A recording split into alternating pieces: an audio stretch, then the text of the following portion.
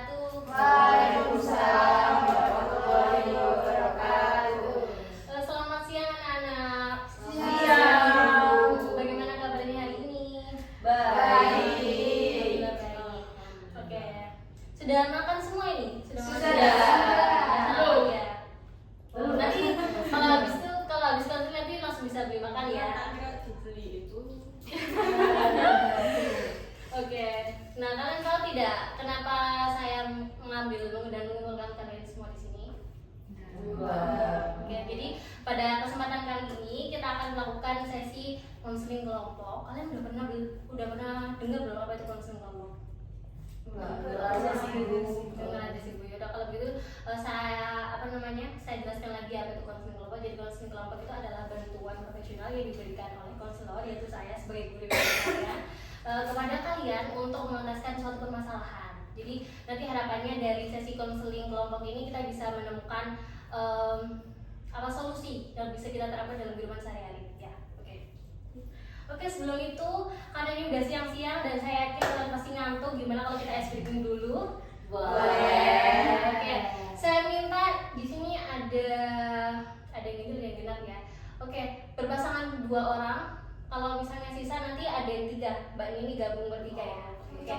Jadi ini permainannya ice breakingnya ini seperti tangkap, lihat, pegang, tangkap. Jadi kalau misalnya nanti butuh satu pulpen taruh sini, terus saya bilang lihat berarti lihat. Nanti kalau misalnya pegang sama pegang, kalau misalnya tangkap pasti cepat-cepatan. Oke? Paham ya? Ini taruh pulpen taruh di tengah, oke? Siap? Lihat, tangkap.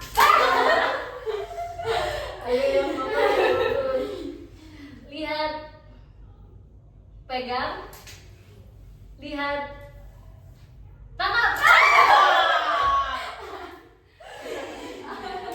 Oke, sekali lagi ya, yang terakhir. Oke, lihat,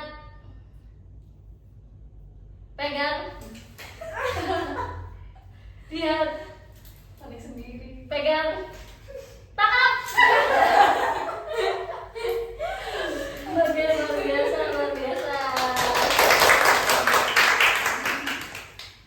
Oke, kalau ada pepatah kita harus apa sih?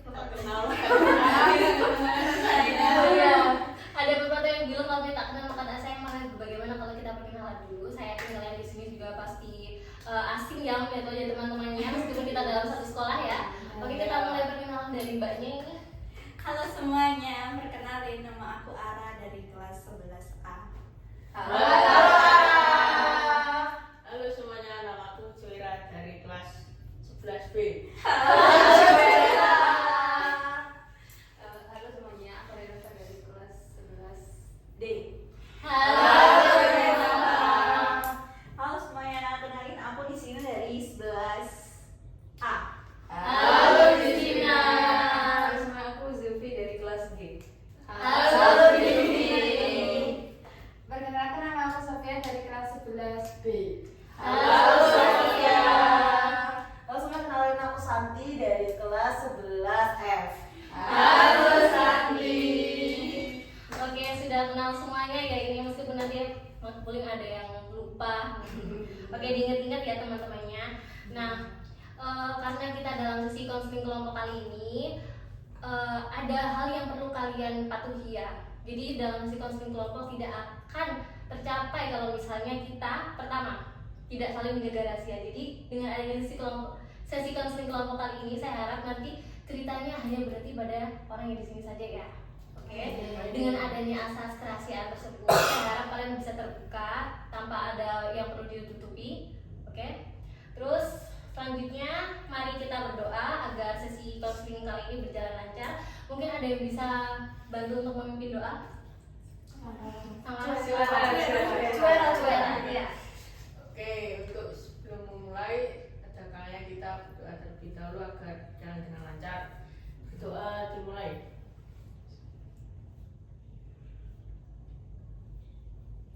Doa selesai. Oke. Terima kasih Mas Angkara. Oke, teman-teman, sekarang kita batasi waktu juga ya. Kira-kira nanti kalian bisa berapa ya? Bebas. Bebas ya. Jadi udah nggak ada pelajaran lagi kan ya? Iya. Soalnya hari Jumat sekarang.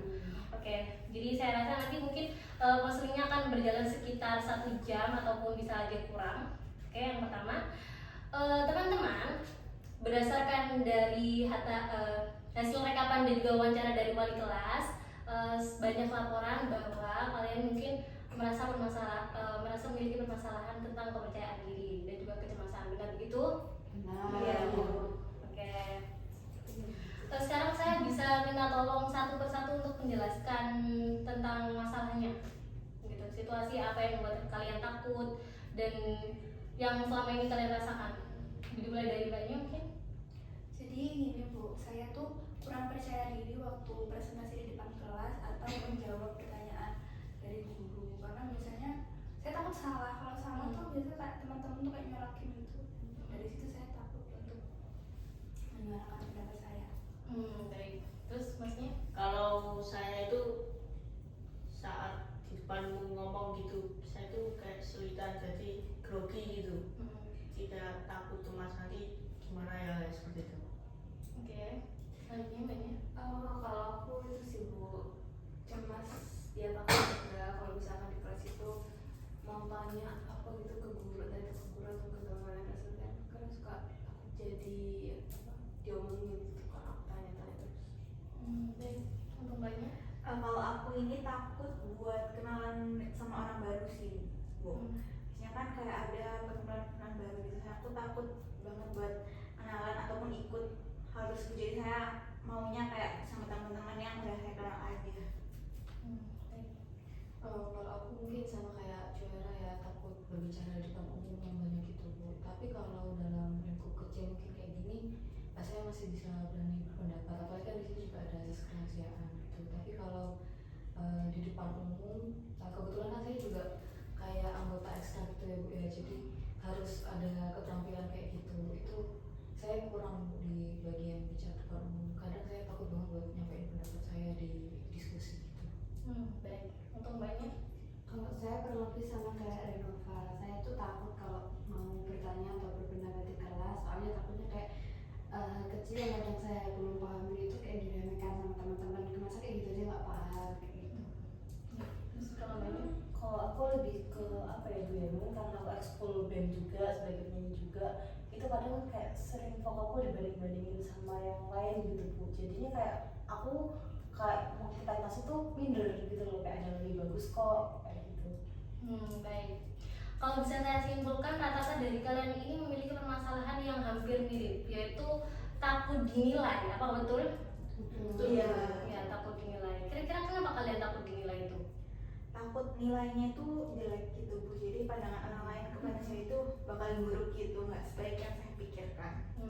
Apakah kalian sudah pernah mencoba bertanya, misalnya kalian takut dinilai oleh teman kalian saat berpendapat? Apakah kalian pernah menanyakan ke teman kalian kalau misalnya pendapat kalian itu jelek? Belum tahu. enggak sih, aku takutnya itu nanti Nggak beneran beneran jelek. Oke, baik. Sekarang saya mau jelasin dulu nih, ya, apa itu pikiran negatif, apa itu pikiran irasional dari apa yang sudah tadi kalian ceritakan dari situasi-situasi yang membuat kalian cemas.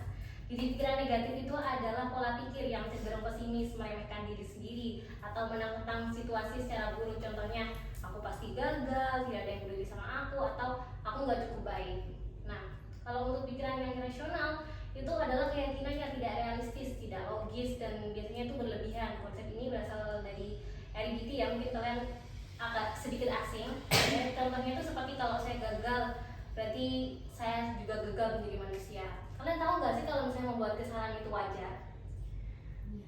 Nah, ekspektasi kalian yang mengatakan kalau misalnya saya harus perfect di semua bidang, di semua aspek, menurut kalian itu irasional tidak? Masuk akal tidak? Karena kan manusia nggak ada yang sempurna. Nah, itu betul sekali. Jadi manusia itu tidak ada yang sempurna. Jadi bagaimanapun bisa saja dari sebuah kesalahan tersebut, meskipun kita salah ya, kita bisa mengambil sisi baiknya dari permasalahan tersebut. Jadi manusia itu tidak ada yang sempurna ya teman-teman. Oke, sekarang saya mau kita melihat video inspirasi.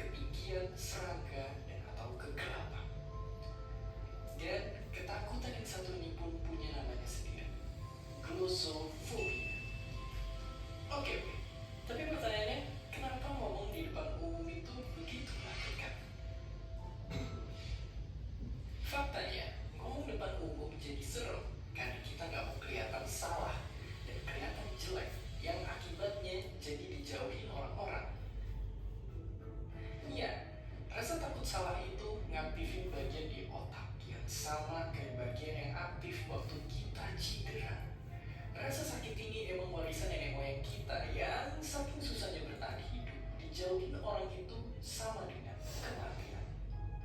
Dan gak cuma itu, berada di depan panggung juga ternyata aktifin sistem saraf yang sama kayak waktu kita lagi dikejar bahaya. Dan itulah kenapa tekanan darah kita naik dan bikin jadi keringetan. Otak kita jadi kekurangan oksigen, membuat napas kita makin sering dan sistem pencernaan berhenti sampai perut pun datang. Ibarat udah jatuh ketimpa tangga, udah gitu diketawain sama anak tetangga, sungguh mengerikan. Tapi kalau begitu, ada gak sih cara untuk ngilangin rasa gugup ini? Satu hal yang mesti kita pahami duluan adalah gugup di depan umum itu dialami semua orang. Bahkan para legenda dan orang-orang sukses pun selalu ngalaminnya juga. Makanya sekarang coba lihat semua ini dari sudut pandang yang berbeda. Kabar baiknya, kemungkinan besar orang lain gak menghakimi kita sejahat yang kita kira. Bahkan faktanya, kemungkinan mereka akan lebih sering mikirin dirinya sendiri dan gak punya waktu buat mikirin kita. Oke, sekarang coba kita belajar untuk gak lari dari ketakutan, tapi justru berani menghadapinya. Gampangnya, harus selalu ingat kalau gugup itu perasaan yang alami dan gak bisa kita kontrol. Makanya cara menghadapinya adalah fokus ke sesuatu yang bisa kita atur. Latihanlah, latihan di lingkungan yang mirip sama apa yang akan kita hadapi di keadaan sebenarnya. Berlatih bikin kita terbiasa dan bisa ngurangin kecemasan kita nantinya. Mungkin otak kita udah terbiasa dengan nganggep ngomong depan umum jadi kayak dikejar binatang buas. Tapi nyatanya kita profesi diri lalu maju dan bicara lantang di depan orang-orang. Dan seperti biasa, terima kasih. Oke. Apa kesimpulan yang bisa diambil dari video tersebut? Intinya kita harus latihan, harus latihan sering-sering. Cuman kalau untuk caranya kita masih belum tahu. Berarti masih belum tahu. Oke. Wait. Kegagalan bagian dari proses. Tapi saat proses itu Yang buat kita gugup. Satu proses yang membuat kalian gugup. Tapi apakah kalian pernah mencoba untuk menantang pikiran-pikiran tersebut, terus habis itu melakukan solusi dari misalnya mengatasi rasa takut tersebut? Kayak aku takut deh bicara di depan umum, aku coba untuk maju sekali gitu. Pernah nggak? Udah pernah belum? Udah pernah sih Bu. Nah, lalu bagaimana hasilnya? Hasilnya ya nggak mengecewakan sih Bu. Nggak, apa yang saya pikirkan itu nggak terjadi ternyata. Nggak terjadi, terus kalau saya masih terjadi. Bisa diceritakan lebih detail bagaimana itu? ya seperti di video tadi, jadi orang-orang sedang melihat itu saya parno sendiri Bu. Jadi Mas Angkara dilatih sama teman-teman tuh sudah merasa parno? Ya karena kayak apa ya, kayak terintimidasi gitu. Terintimidasi. Tapi udah pernah tanya belum? Kayak tadi aku bagus nggak saat presentasi, atau mungkin aku ada kesalahan nggak atau bagaimana? Atau Pernah sih. terus? Ya Jawabannya? jawabannya bagus. Nah, Cuma terus? aku gak percaya diri. Berarti ini dari pikirannya Mas Angkara sendiri. Iya. Kalau Mbak Reno Pak pernah belum? Tapi setelah itu ya udah saya pikir, saya tanya ke orang sekitar saya, tapi mereka juga kasih respon positif sih. Jadi saya nggak jaga itu. Oke, baik. Terus selanjutnya? Karena kan saya takut untuk sama orang baru ya, takut pandangan mereka buruk sama saya. Nah tapi saya coba nggak apa-apa, kayak nggak semua orang bisa mengenal dengan baik. Tapi tetap aja kayak besoknya kepikiran lagi gitu kalau mau kenal sama orang baru, jadi pikiran terus meskipun udah saya bilang kayak nggak apa-apa gitu kan. Oke. Terus? Kalau aku sama sih kayak Sangkara, masih kepikiran. Soalnya pernah coba untuk melawan itu, tapi ternyata pas ngomong itu salah ngomong.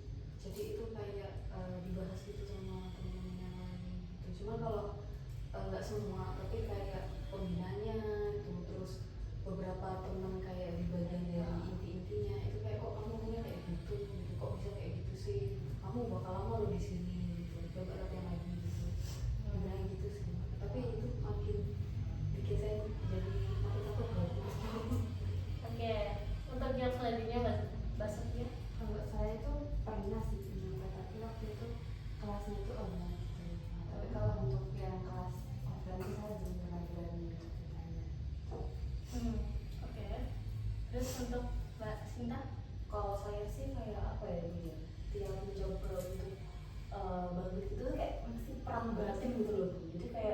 aku satu sisi bilang kayak ada dua orang gitu, kayak aku satu sisi kayak yang takut banget, satu sisi kayak oh saya udah coba berani gitu, meskipun ya ujungnya dicoba, cuman setelah nyoba turun dari panggung langsung kayak keringat dingin dan segala macamnya gitu sih.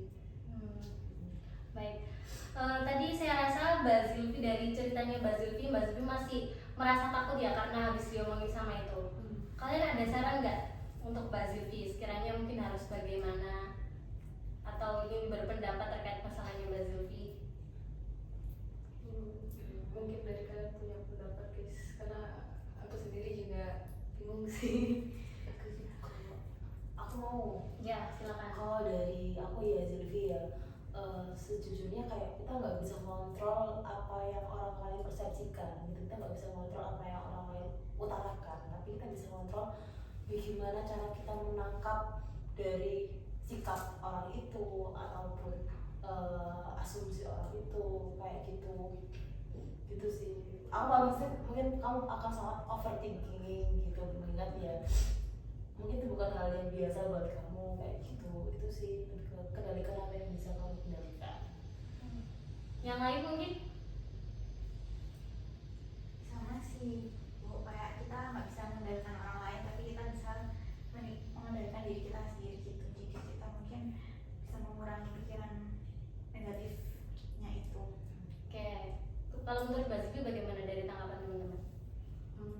Sebenarnya di saat masalah itu terjadi, saya tuh juga coba lihat sisi positifnya, ambil maksud baik mereka, maksudnya kan biar aku bisa jadi tampil lebih baik lagi. Cuman mungkin cara penyampaiannya kurang menyenangkan ya, jadi itu bikin aku makin down dan makin semangat gitu.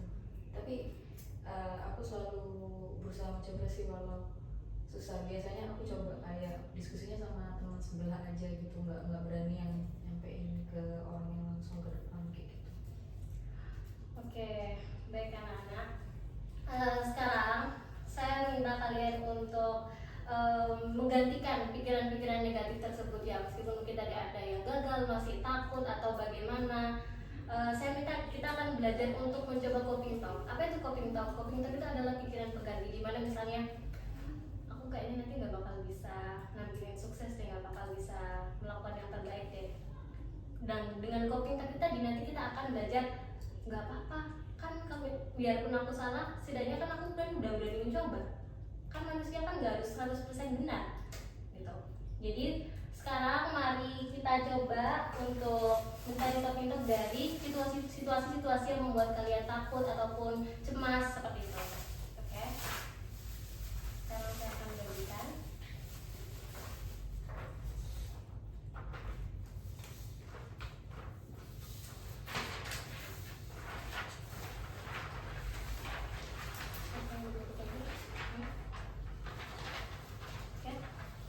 Bisa diisi dahulu.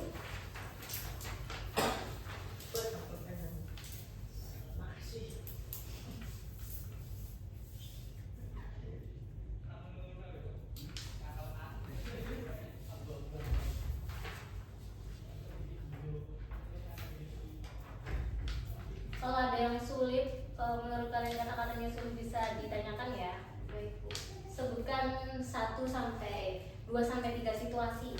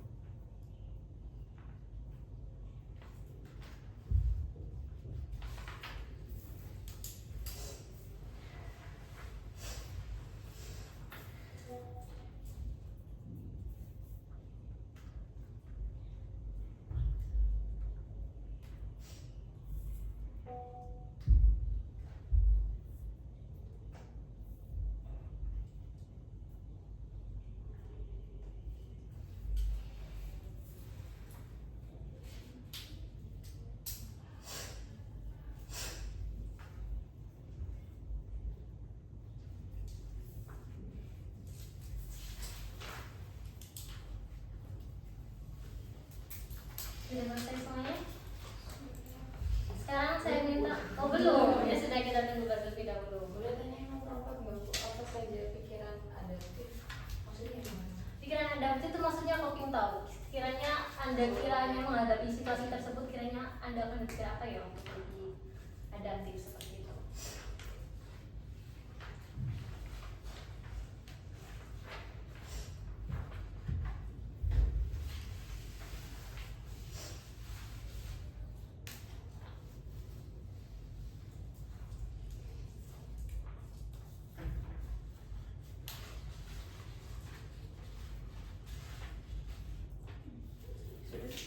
Sudah?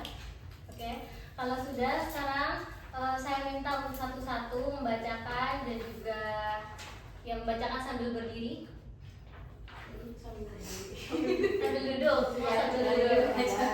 Oke. Kalau itu pertama siapa yang mau duluan? Aku deh. Oke, silakan. Bisa kan? Iya, boleh. Jadi untuk yang pertama, situasi apa saja yang sering membuat Anda merasa cemas? Nah, kalau soal ini biasanya saya merasa cemas itu di kelas dan saat bertanya, berpendapat atau kayak presentasi bersama ketiduran sama arah. Terus untuk yang kedua, pikiran otomatis apa yang muncul ketika Anda menghadapi situasi tersebut itu biasanya saya pikir itu orang-orang itu berpendapat kalau pertanyaan saya itu sepele, terus gak suka sama pertanyaan yang saya sampaikan dan menjudge saya. Nah terus perilaku apa yang biasa dilakukan, responnya saya waktu cemas itu biasanya saya mengatur nafas untuk supaya lebih tenang dan juga biar untuk gak ada tenggelam. Nah, terus untuk pikiran adaptifnya biasanya saya tuh berpikir kalau itu tuh cuma perasaan aja, jadi kayak itu bukan hal yang betulan gitu. Terus untuk perilaku apa yang muncul, biasanya saya tuh setelah berpikir kayak gitu, jadinya akhirnya saya lebih percaya diri untuk bertanya, berpendapat. Baik. Selanjutnya, Kalau saya situasi yang membuat saya merasa cemas itu ketika ngomong depan umum kayak presentasi itu, pokoknya banyak orang yang melihat saya lah. Nah itu membuat saya cemas, gugup itu pikiran otomatis yang muncul. Saya kalau gagal bagaimana ya, kalau salah pasti disalahkan, terus kemudian diremehkan, diejek atau mungkin itulah. Terus perilaku apa yang Anda lakukan sebagai respon terhadap kecemasan tersebut? Apa ya, kayak gugup, cemas, tidak fokus, bingung seperti itu. Dan pikiran adaptif saya boleh gagal. Kalau gagal belajar, kalau gagal ya belajar, dan saya tidak menghiraukannya seperti itu. Perilaku yang muncul mungkin pada saat presentasi saya nggak peduli, kayak bapak itu pokok nggak tahu mau kayak itu, yang penting saya melakukan dengan yang baik. baik. Terus selanjutnya, ya silakan. Jadi situasi apa saja yang sering membuat saya merasa cemas? Biasanya saat presentasi dan saat mengutarakan pendapat di dalam kelas. Pikiran otomatis apa yang muncul ketika saya menghadapi situasi tersebut? Pikiran otomatis yang saya pikirkan adalah pasti mereka pikir aku hanya omong kosong aja. Terus perilaku apa yang biasanya aku lakukan sebagai respon terhadap kecemasan tersebut? Biasanya aku mencoba untuk fokus dan mengatur ritme nafas. Lalu apa saja pikiran adaptif yang aku gunakan untuk mengatasi kecemasan? Biasanya aku berpikir bahwa aku pasti bisa melakukan presentasi dengan lancar dan benar. Terus perilaku yang muncul ketika aku menerapkan pikiran adaptif tersebut adalah aku jadi lebih nyaman dan santai saat berpresentasi dan mengutarakan pendapat di kelas. Baik, selanjutnya. Ada. Ya, silakan. Untuk situasi apa saja yang sering membuat Anda merasa cemas? Kalau saya ketika yang ditanya pendapat ketika di kelas sama maju mencari penemu. Terus pikiran otomatis apa yang muncul ketika Anda menghadapi situasi tersebut? Saya takut disalahin, saya takut dihujat, saya takut diremehkan. Terus perilaku yang apa yang biasanya Anda lakukan sebagai respon terhadap kecemasan tersebut? Saya bisa berusaha untuk menenangkan diri dengan cara berbicara dengan teman sebelah. Terus apa saja pikiran adaptif yang Anda gunakan untuk mengatasi kecemasan? Biasanya saya bilang ke diri saya sendiri, aku sebenarnya bisa cuma takut untuk mencoba karena takut dinilai buruk. Jadi minimal aku sudah dulu. Terus yang perilaku apa yang muncul ketika Anda menerapkan pikiran adaptif tersebut? Saya berpikir lebih bisa percaya diri dan bisa mengurangi rasa takut. Selanjutnya, silakan. Situasi apa saja yang membuat saya cemas itu saat diminta menyampaikan pendapat ketika rapat, kemudian saat ingin bertanya pada guru. Terus untuk pikiran otomatisnya yang muncul ketika ditanya pendapat itu biasanya langsung muncul pendapatku takut nggak sesuai konteks. Terus kalau yang tanya ke guru itu takut dimarahin guru karena dianggap gak mendengarkan dengan baik. Untuk perilakunya semuanya sama sih, Bu, diam, gemetar, deg-degan, terus ya sambil berpikir juga kalau aku salah bicara dan sebagainya. Tapi kadang juga hasilnya jadi salah bicara. Tapi setelah coba pikiran adaptif, belum disebutin. Kalau saja pikiran adaptifnya, biasanya saya jadi mikir kalau enggak, pendapatku keren. Terus enggak, pertanyaan aku kritis kok, emang ibunya yang belum menjelaskan gitu. Untuk perilakunya jadi ini aja sih, Bu, lebih merasa percaya diri dan merasa keren. Selanjutnya, siapa yang dulu? Ya, silakan. Jadi situasi yang sering buat saya cemas itu bertemu dengan orang baru, sama kayak ngobrol sama orang baru gitu, kayak harus kenalan. Nah, pikiran otomatis yang muncul ketika situasi tersebut itu pasti saya akan memberikan impression yang buruk kepada orang ini, dan orang tersebut gak suka sama saya, gak bisa menerima saya gitu. Lalu perilaku yang biasanya muncul yaitu saya takut untuk bicara atau bertemu dengan orang baru. Nah, pikiran adaptif yang saya gunakan yaitu kayak gak apa-apa, gak semua orang tuh harus suka kepada saya gitu kan.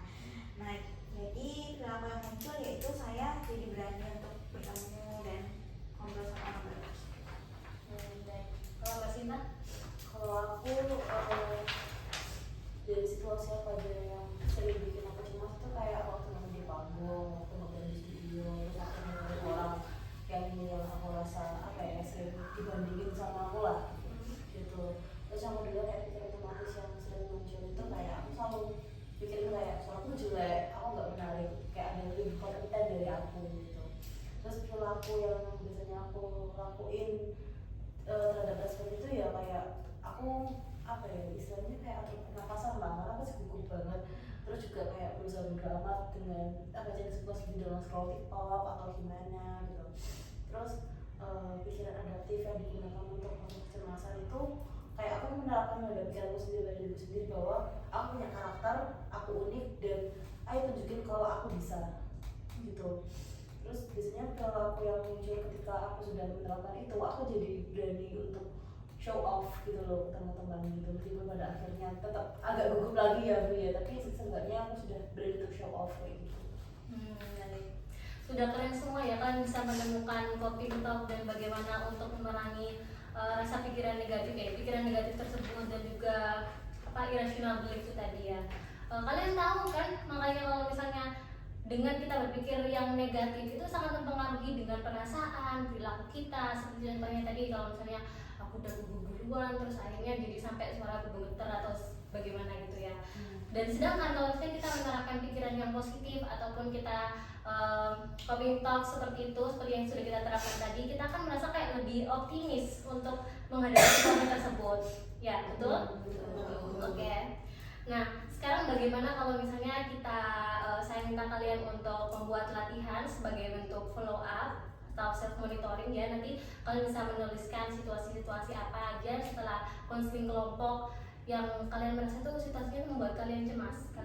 Kalian tuliskan situasinya apa, di situ pikiran negatif yang muncul yang mengganggu kalian saat itu, dan juga bagaimana bentuk coping talk kalian. Seperti itu ya. Oke. Sekarang saya minta kalian untuk menulis ini, mengisi lembar evaluasi ya.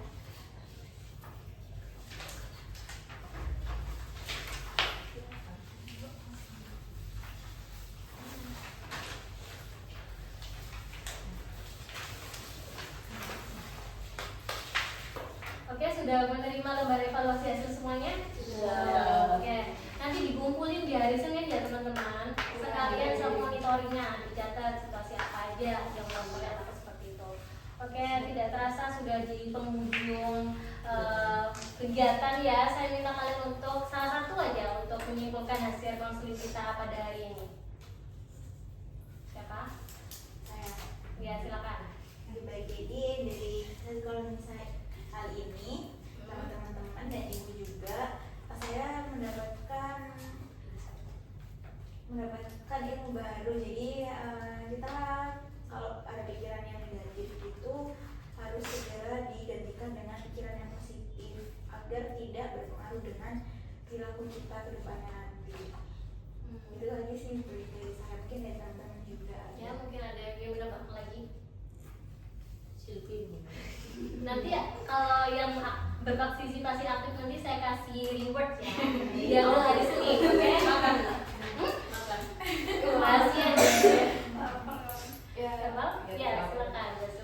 sebenarnya sama kayak di screen, tapi mungkin lebih ke ini ya, mungkin sadar kalau ternyata pikiran negatif yang selama ini kita pikirin tuh cuma ada di pikiran kita, padahal sebenarnya orang-orang nggak berpikir seperti itu.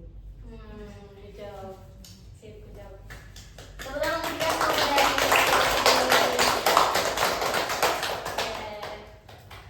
Saya rasa kalian juga bisa menyimpulkan dengan bagian dari hasil konseling kita pada hari ini, dan saya harap nanti kedepannya kalian bisa mempraktikkan bagaimana bentuk komputer ketika menghadapi situasi-situasi tersebut ya, buat kalian cemas. Terus akhirnya saya harap kalian bisa berpikir positif terhadap situasi-situasi tersebut ya, agar tidak selalu cemas dan juga tidak menghambat prestasi akademik kalian. Semoga kita bisa ketemu di lain hari lagi nanti ya. Saya harap juga nanti self monitoringnya bisa diisi dengan full ya. Sekarang kita doa penutup dimulai.